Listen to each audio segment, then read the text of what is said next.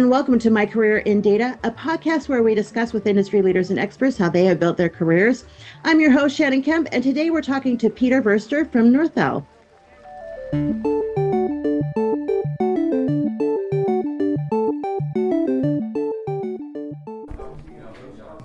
With a robust catalog of courses offered on demand and industry-leading live online sessions throughout the year, the DATAVERSITY Training Center is your launchpad for career success.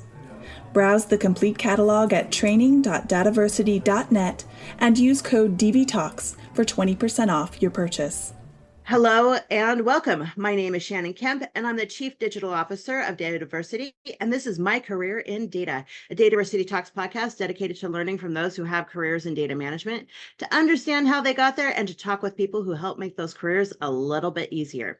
To keep up to date in the latest in data management education, go to dataversity.net/subscribe.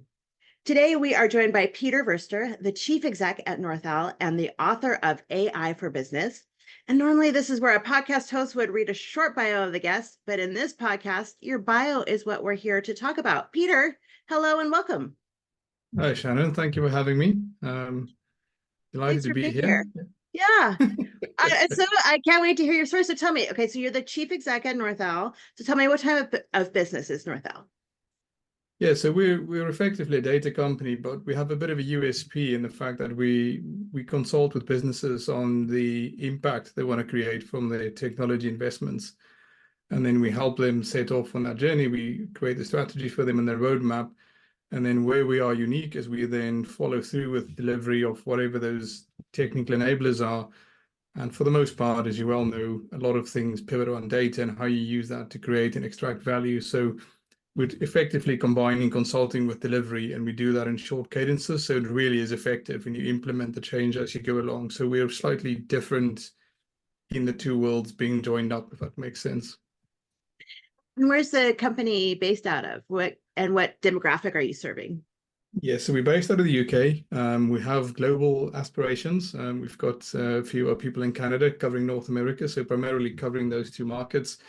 But historically, we're all UK based. All our clients have been in the UK. We come out of retail, a lot of retail workers where we started off. And as you can imagine, B2C, a lot of data in that space. And then I've also done some stuff with apparel manufacturers in Germany, and you can imagine who those are. So we've got an international flavor to what we do. And there's a lot of airline businesses who have global footprints as well, but primarily we're based in the UK. And then the team is sort of spread around Europe a little bit. We have a work from home policy, and we try and create a nice environment for people to work-life balance. And so we have remote working as a primary means of actually how we operate. So we've got people in Europe as well, but primarily UK and Europe based would be the sort of base of where we are. Nice. So as the Chief Exec, what do you do? Sort of two roles, really, I think. The one is understanding the evolving landscape and keeping an eye on where the industry is moving, where the opportunities are, and really thinking about the future and where the puck's going to be. And so we can position ourselves for that effectively. So a lot of research and networking with academics and sort of industry leaders to understand what's happening and how it's unfolding. And then my second role, which is then a continuum of that, is architecting the company and the team to then respond to those opportunities. So we are in the right place at the right time to help our clients and create value for them as well. So it's kind of those two, sort of a cycle of one at a time, but continuously looking at both of those and responding to what's happening effectively so we can be future ready. Very nice. And so obviously you work with a lot of data, especially with your customers, but do you work with data in your own job, and how do you work with data? Yeah, I mean, we use a lot of data for our own internals, just really simple things like optimizing our own processes. So looking at things that we track, we use Lean as a primary means of operating. And so how we track, things in progress and look for bottlenecks and optimizing processes, which is really the primary way we use it. Clearly, there are other things we do with data. We learn a lot of new things, and so we have to digest a lot of information. So we use the popular tools you can imagine to help us synthesize some of the stuff down, summarize, maybe extract, combine. So we use it in that sort of context to help ourselves improve AI skills and our processes It's a primary means of how we use it internally. And that's kind of how we do. We focus on this continuous improvement cycle effectively, and that helps us a lot by doing data-led analysis and then plan our actions accordingly. And then just upping our skills and knowledge development as a primary means of keeping our skills relevant as well. So those are the two primary ways that we use it practically in day to day. Oh, very cool. I love that you even have a methodology behind it. Yeah. So in addition to your day job, you're also the author of AI for Business. So tell me about the book and how this came about. Yeah, so I think most people have a book in them, right? And I've been having one for many years. I think I've always gone around and helped companies and enabled them and sort of consulted and speak to a lot of people about their challenges and then helping them solve those or being exposed to a lot of common challenges. And what the book is really meant to do is not meant to cover the technical side of AI specifically, but it's basically help break the inertia of how do you get started. Mm. Because what I find a lot is people are looking at this thing and going, it's such a big space. Where do I even start, right? And then typically when they start, I see them starting on the wrong end of things. And so I'm like, well, you shouldn't really start there. So what I try to do with the book is design it for people who actually want to embark on the journey and trying to simplify it for them, making it digestible and understand the scope of all the stuff that you need to have to be successful with AI and specifically in data. So it's really to break the inertia. So the whole design around it was to simplify it, make it digestible, and make it tangible. So Mhm. that's the three design things I put in it. So it's really not a lecture on AI at all. It's if you don't know where to start and you know that there's potential there, you may have heard some of the stuff, you've read some of the hype. How do you practically put that into your business so you can ask the right questions? Because in most cases, you have to work with a team, maybe multiple vendors, you have to work with specialists. What are the right questions and how do you get started is generally what the book's meant to do. Very nice. Um, so tell me, Peter, is this what you wanted to be when you grew up? Let's say, like when you were 6 years old, did you dream like I'm going to be the chief exec at a consulting data company? No, not really. I What was wanted, the dream? I in engineering, they were all various fields of engineering. So I remember at 6, I think I called it electromechanical engineer. That's what I wanted to be because I was raised in South Africa and engineering is a really big thing in South Africa because engineers build new things. That's kind of how the country has Ah, evolved to what it is. yeah. So my aspiration was to build new things. What I found myself is in software, which is also building new things, but it's incredibly flexible and very it has a lot of creative potential. You can really express yourself in that field. So how I ended up in that was just software engineering. That was my trade I picked, and that's what I went for. And as I got into working with larger clients and bigger projects, there was always a common theme around reimagining things and working with data. So it naturally evolved from just engineering into actually I can do a ton of good stuff with this data. And that's how I sort Mm. of progressed. I think the dream has always been to build, be creative, and reframe and rethink problems. I think Oh, if I I was love to that. pick a Yeah. superpower, that's my superpower. I can think about things differently because I understand the potential of these technologies and data, so I can present people with a new set of options. So it's the creative and the building side combined is really the motivation, and that's what makes me get up every morning. What have the guys built since yesterday? I'm keen to see what's going on. What have we done? How have we progressed? Right. So I'm really excited to get up in the mornings because I like doing those things, I guess. Oh, very nice. So did you start then immediately working with customers? What was the first job? Yeah, How did you get so into, yeah. yeah, so I picked software engineering or software consulting or software houses as we called them back then. So people who actually build software. Hmm. So I had a choice at some point. Where do I go? Do I go down the route of hardware infrastructure or do I go the software route? And actually, when I learned to program in university, that was me done. I was like, this is it. I can do this. I can nail this. This is my ambition. I can be creative in this space. And so Yeah. that's really what set me off. It's just the idea that I can make things do other things by writing lines of code, right? And then if you modify a line of code, the screen goes this way and that way, like really simple stuff just fascinated me. So that's really how I got into it. And yeah, it just grew from there really. So working with software companies who specialized in building software for clients, so you get exposed to lots of different applications of software, different use cases, which you may not have, like logistics, right? Like you would imagine logistics companies have complex software. There's basic things that you go, oh, this is interesting. And then you sort of learn the trade. But I think sticking to software houses gave me variety of new things coming in. So, and then as I progressed in my career, I was always the one to say, oh, that's new, I'll go and do that. So I was always the one to say, oh, I don't know how that works, I'll go and do it. So I always exposed myself to lots of new things all the time. And as I've gotten older and more mature in my career, those things really pay dividends because you have this massive repertoire of experiences to pull from to then come up with new things. So the variety of what you get exposed to pays off quite well later in life when you have those experiences. So that was also a conscious choice not to work in industry. It was more to work with consulting companies that help other clients. And so I've ended up in, if you look at my CV, ended up at companies like Cognizant, and I worked for Microsoft. You obviously, through the power of those companies, you get exposed to really large clients of your own. The most formative time was when I worked in a small software company. I was bought by a management consulting company, and they sort of put the two things together very much in the style that I've done it now, which is the consulting and the technology delivery. So that was a really formative period of about 5 years where I learned all these amazing skills from management consultants. And that's kind of where our company is basically based on that model. So that was my sort of exposure, what got me excited. Then I learned these new skills and, oh, I can apply this. And then it just sort of mushroomed really. But I think the variety of what you get exposed to is really valuable over time.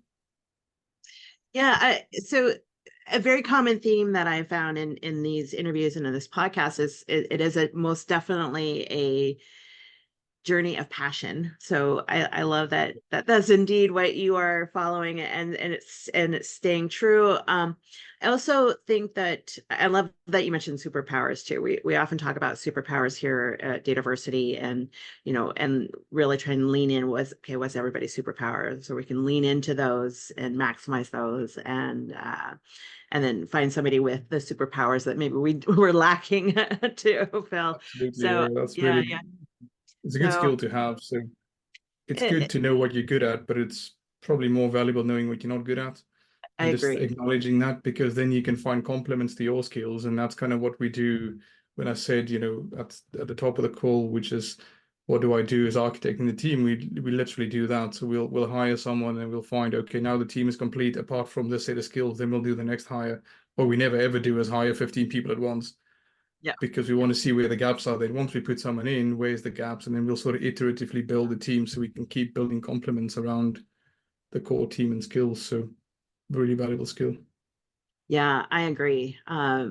Yeah, we also have often conversations about, what do you not want to do? Yeah, exactly. What are where are you struggling, so that we can fill those gaps, just like you're talking about. But I also heard, along your journey that you're doing a lot. Not only did you go to university, but you're continuing to learn and explore. And it sounds like some of it has been a lot of hands-on learning just from your career path. But how else do you keep engaged and up to date and on the latest in information and data? Yeah, so yeah, I think it's exposing yourself to people that sort of have maybe that sort of thread that you can then pull on and get to the details of it. So having that sort of stimuli coming in is really helpful. And the way I've done it, I've spent a long time at Oxford now doing various things at Oxford, like executive education, and exposing myself to that network, the alumni network, and then you end up, we have a couple of academics on our board, for example, who help us get new ideas around policy and government and all the rest of it. And then just networking really. But it is about, again, exposing yourself to various new inputs, which you wouldn't get if you were just at your desk or working with your sort of close circle of people that you work with on a day-to-day basis, because we all think more or less about the same space. Actively stepping out of that and saying, where can I get new input? So we try to balance that with academic, which is kind of leading and maybe so far out that it's not going to be real tomorrow, but it gives you a glimpse of the future. And then also with industry to see what the trends are, what are people concerned about, what are the common themes when they discuss things. And then working with customers is the other thing. Customers, if you see the same problem 2 or 3 times, there's a trend there, and you can then go and explore that trend. You can sort of see if we can get ahead of that. And then generally those things gives you a reason to respond. Those are challenges that you have to respond to. And then you use the same network to then say, well, how have some other customers done this maybe, or what are the academics saying? What's the future? Is there new technologies coming out? All the rest of it. The other thing is you can see books are an incredible source of knowledge. I think the one thing I would say is picking the quality of your content is key. If you're going to read sort of the froth on the internet, the stuff that bubbles to the top all the time, what you find is quite diluted and very much the same thing. But if you can get to the nexus of that, so can you find the academic paper that maybe sparked off that conversation, read that because it's very dense, and then you get a lot of information in a short space of time, and then using that to branch out. That's a really valuable skill I've found. And then the thing with books as well is if someone's written a book, they've thought about it, they've taken a long time to structure it, organize it. And there's two bits of value in a book, I think, for me personally, which is the structure of it, because they've laid out, they've created a map of the world for you, which is really valuable. You can reuse the map or parts of it if you want to. But then obviously the knowledge inside of it, the detail is also quite helpful. And then if you read enough books, you'll find recurring patterns as well, which is interesting because then you'll see, well, everybody more or less looked at this problem the same. So there must be something there. So you can sort of see patterns across patterns, if you will. So that's the kind of way I do it. And then, yeah, look at LinkedIn. See, I don't read everything on LinkedIn, but see common patterns maybe. And everybody's talking about rags. What are they talking about? Let's follow through and see if there's something there. You see the same paper pop up 4 or 5 times in different feeds. There's something there. You go and read the paper. So just basically staying in touch with things and getting variety of input as well. I try not to limit myself to one source, but I do try and make sure it's quality, at least what I deem to be quality. So academic papers, books, well-respected authors, people in the field that I trust and go to conferences or can follow up on YouTube with if I wanted to. But just good quality sources really is the main thing, because if you're going to spend an hour doing something, you might want to find the best possible return on your investment for that hour. And if you're going to find some diluted content that's been recycled 4 or 5 times, it's probably not the best quality anymore because they lose density over time. I find where they start with academic paper would be really dense. And by the time you find it on YouTube, it's diluted quite a bit. So you won't find some happy medium that works for you, I guess. Very nice. So that's some really good advice. And I love that you take the time to learn. It's so important. So many, and I do it myself, you get so caught up and so busy that, it's easy to let it slip, but it's so important to keep up and keep learning. So tell me, Peter, what's been the biggest lesson so far in your career? Yeah, I think for me, so we're a relatively small company and we've been through investment cycles and all the rest of it. And having dealt with businesses and trying to pitch to boards and things, I think the one thing I see time and time again is nobody really cares about data and technology. They care about, can you solve this problem for me better than anybody else can? They don't really want to know how you go off and do it. And so for me, the lesson I've learned also through my exposure with the management consultants and early in my career, sort of a 5-year sprint working with them, is start with the business impact you want to create and link your skills to the impact, not lead with your skills, because people want to associate the problem that they are carrying around day to day, that they maybe wake up with at 3 a.m. They want to understand how you solve that problem for them. They don't care how you do it. They don't want to care that you're a specialist. Those are not important to them. You have to create that link for them. And if you can do that, that's a really important skill, because that's how you get into larger contracts and people will start trusting you to deliver and you can expand. So I guess if I was to pick one skill to learn, it would be that one. Start with the business impact and link your skills to the outcome the other person wants. People don't really care about specialisms that much. And it's interesting, and there is a peer group that do care about that, and that's table stakes. You should be really good at that. That's almost the assumption. But linking it to a real problem that someone else cares about is the core skill. If you can't do that, your skills aren't valued enough. They're probably undervalued, or you're probably working on something that isn't creating value. So it's one of those two things would be my sort of key takeaway. That's not only an incredible lesson, but really good advice. We get asked all the time. I mean, not just for consultants, but from data practitioners, asking, how do I get our executives to on board to understand what we need to do, and that we need to do these things, and how do I get them to understand this is important?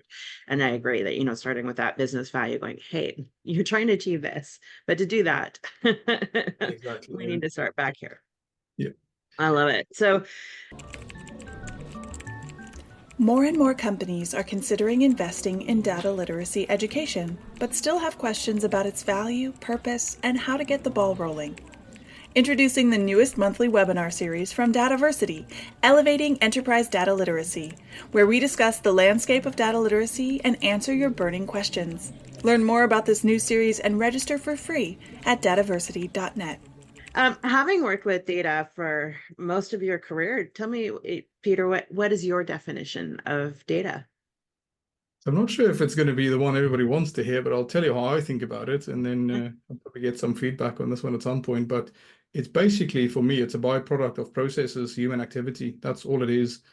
And then you can say, well, what are these byproducts? They're anything that's basically facts. They're things that happened in the past. There's evidence of it. It could be a PDF document with an image in it. Could be tabular data, but they are basically byproducts of human activity, and increasingly so, right? So people don't even go on holiday without their phones, and phones create data. So again, it's a byproduct of something you do, and over time it just expands. So you can almost think of it as footprints in the sand, because there's been activity and there are footprints. One set of footprints, you might go, interesting. Thousands of them, you might see a trend, and then you can reuse that. You might recycle that thing and then say, actually, I can show you where other people are, and you can sell that advice. That's a very simple version of what data can do.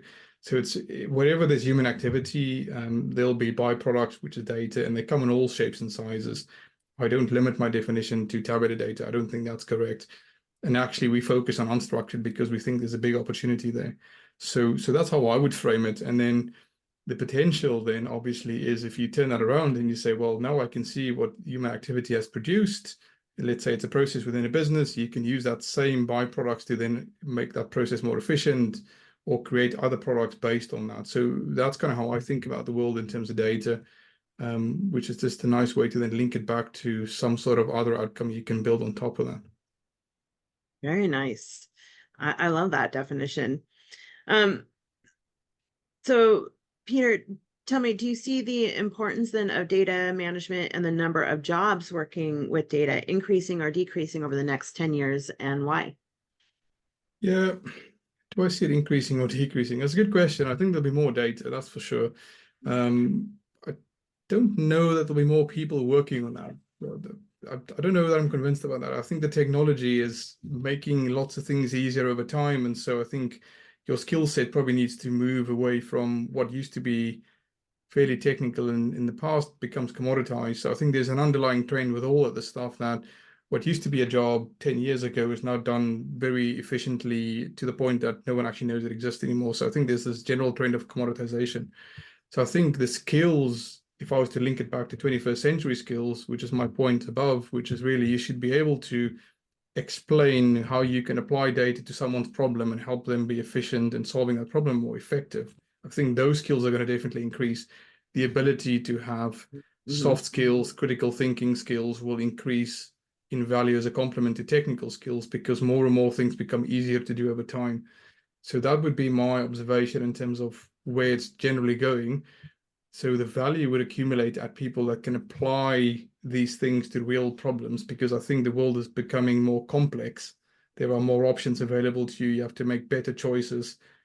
As a byproduct, you have to move a lot quicker. So I think the ability to move quicker than everybody else and learn faster than everybody else, that's going to be an incredibly valuable skill. So I think those kinds of skills will increase over time. I don't know. I'm not quite sure there'd be more jobs. I don't know. Maybe there is. Maybe there isn't. I haven't thought about that one, which is a good point. Because in some way I can say, yes, there's more data, therefore there's more jobs. But then the counterfactual is a lot of things gets commoditized, gets automated all the time. And so I think what's happening is the jobs today will move higher up the value chain, if I can explain it that way, more to help other people who maybe aren't as initiated in data and its potential, to see its potential and to help them realize the potential. I think that's going to be the core skill. And there'll be more of those because the demand will definitely go up. So how do I pick between the three options that I have? What's the best option? What's the trade-offs I have to make? I think those skills become more valuable over time. I would absolutely agree. We're already seeing a demand for, for lack of a better word, what are called soft skills, that communication style. So we are, adding more and more of that because to meet that demand, it's very interesting. Yeah. So then what advice would you give people looking to get into a career in data management? I think just get started. Just go for it. As simple as that. You'll be surprised. I follow this learn by doing approach, philosophy to some extent. And you can't do something without learning, but you can't learn without doing. So it's a vicious cycle. And I think there's a place to just sit and learn new things. But I think the best place to learn is forced learning, where you have to solve a problem, and the only way out of it is to learn new skills, because there's emotional resonance, and that knowledge will stick with you, and experience teaches you far more than a book ever can. So I think just generally, if you can get into something, even if it's maybe not the level you want to be at, it's a level below, or it's maybe lots of levels below, just get started, because the sooner you get started, the more you're going to learn, and the more you're going to expose yourself, and the more you learn, you can see more opportunities effectively. So I would say that's the key thing in terms of how to get into the career.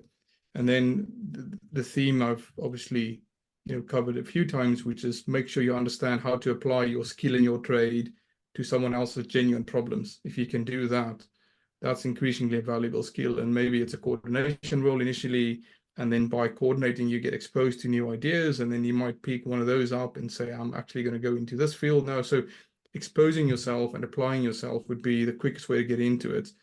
And just, if someone offers you a job, just take it. Just make sure you're able to learn faster than anybody else, and just go for it would be and sometimes you have to work for free. Like, I got started doing stuff for free. Like, I just said, like, it doesn't matter. This is interesting enough for me to get into it. I just want to do the job, basically, because I want to learn how to do it. And then the next one was paid for. So, you don't always have to put that as a barrier. Sometimes you just offer yourself up and say, I'm happy to volunteer, or maybe do some part-time stuff.